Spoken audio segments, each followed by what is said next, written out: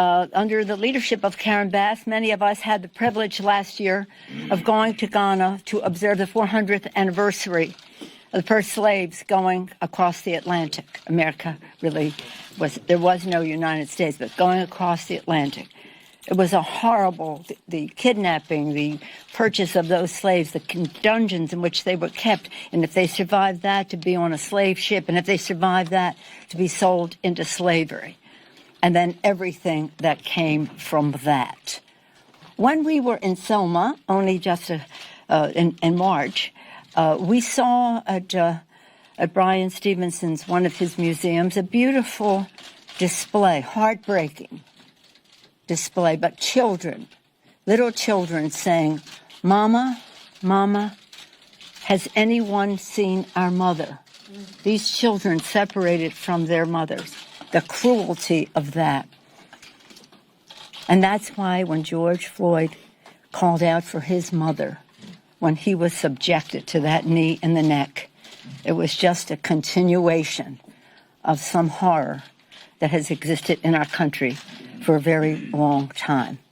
So Mr. Clyburn, Mr. Hoyer, our distinguished leader, Mr. Clyburn, our whip, joined Karen Bass, Leader Schumer, two senators, leaders on this issue, Congresswoman Harris, Senator Harris, Senator Booker, in the Emancipation Hall, aptly named for those who built the Capitol of the United States, in their honor.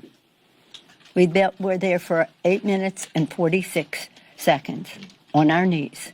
My members will attest, it's a very long time. Amen. It's a very long time. And I graciously led them in falling over when it was over so that they could do the same thing.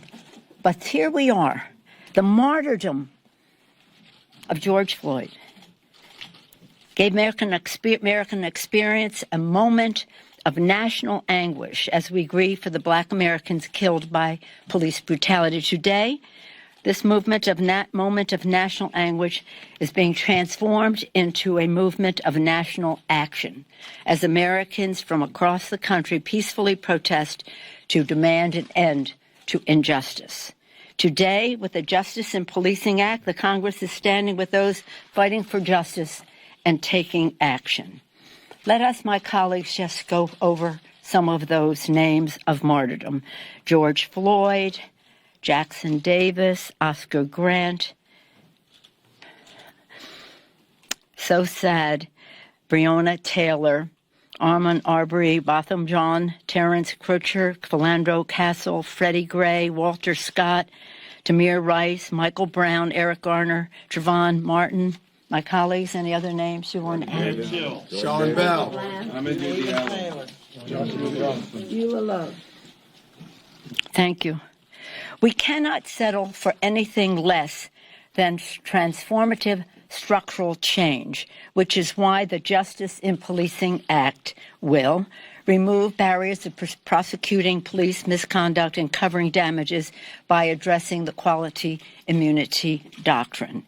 It will demilitarize the police by limiting the transfer of military weaponry to state and local police departments. It will combat police brutality by requiring body and dashboard cameras, banning chokeholds, no-knock warrants in drug cases, and end racial profiling. Will finally make lynching, Mr. Hoyer, a federal hate crime. And I salute Chairwoman Bass and Representative Bobby Smith and our two distinguished senators, Harris and Booker, and others, for their work in helping to pass H.R. 35 this year. Police brutality is heartbreaking reflection of an entrenched system of racial injustice in America. True justice can only be achieved with full, comprehensive action. That's what we are doing today. This is a first step. There is more to come. In the coming weeks, the House will hold hearings, mark up the bill. Once the House passes it, the Justice and Policing Act, Leader McConnell will he must swiftly take it up. Leader in the Congress, the President must not stand in the way of justice. The Congress and the country will not relent until this legislation is made into law. My colleague, Mr. Clyburn, is always getting awards for liberty and justice for all. That's what this is about. That's what our distinguished leader, Mr. Schumer, talked about in Emancipation Hall. I'm pleased to yield to the distinguished leader of the United States Senate, Democratic leader, Mr. Schumer. Mr. Schumer.